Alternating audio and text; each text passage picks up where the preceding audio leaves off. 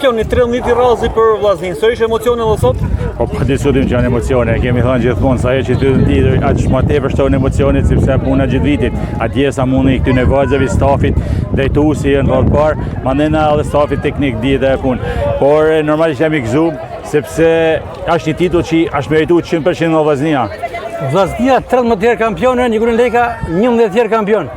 Sukses jashtëzakonshëm personal. Pa diskutim që është sukses i madh edhe jam i personal, por kjo nuk arrihet fal po s'kene stafi drejtues me kryepresidentin Matia, po s'kene këto vajza, po s'kene stafi teknik jemi ose stafi mjekësor që punojnë gjithë bashkarisht për që të arrijmë këta objektiva që i vën Vllaznisë vazhdimisht në fillim të vitit. Ishte më i vështirë profesor ky kampionat, ky titull? Pa i vështirë, nuk ka kampionatit pa vështira, se nuk t'i fal kush kampionatin, nuk t'i fal kush neshjet.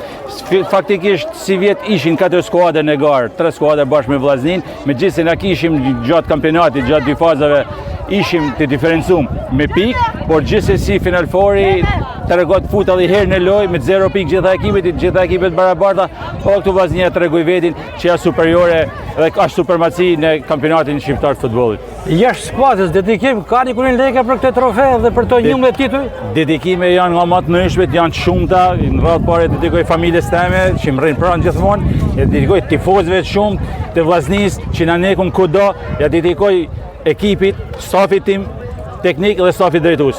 Faleminderit për jush.